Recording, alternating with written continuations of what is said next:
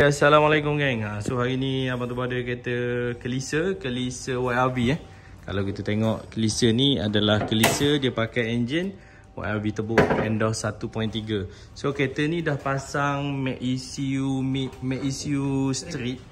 Pasang Mac ECU Street, masalah dia apa? Mati-mati.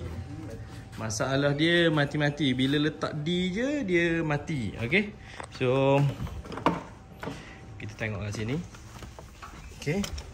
Tengok apa jadi okay, kita tengok dulu dia mati macam mana maksud dia. Dia jadi macam ni dia akan jadi mati-mati. Bila engine tiba-tiba dia mati. Dia jadi macam ni. Okay, kereta hidup okey je. Tetapi dia mati-mati. Okay. So kita check lah.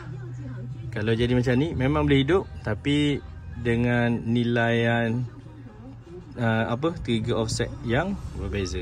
Okey, ni untuk YRV turbo ubah kita ubah dia punya trigger. Nampak? Trigger sama je tapi dia tu stable. Okey. Jadi kita dah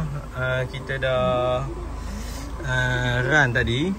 Kalau boleh tengok dekat sini, kita runkan dia tadi 108, minyak tak ubah apa semua, cuma kita ubah dia punya trigger ni, nilaian trigger dia je, lepas tu jadi 145.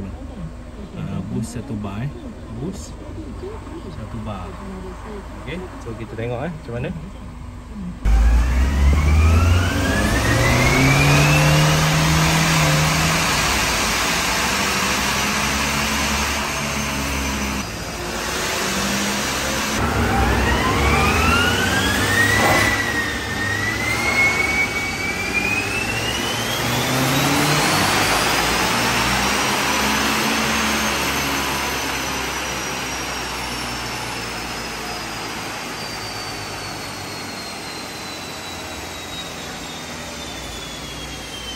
Okey, dah selesai sesi dyno tuning.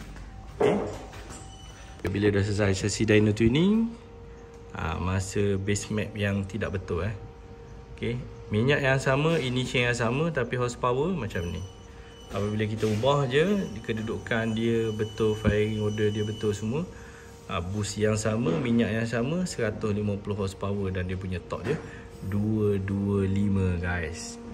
Jadi setup tu penting kalau setup penting, ngam tu, nampak tu beza dia. Banyak gila beza kan. Okay, so nak tune kereta, nak pasang management, okay, boleh datang di turbo.com, Dynocom Bandar Saujana Putra. Okay, Assalamualaikum.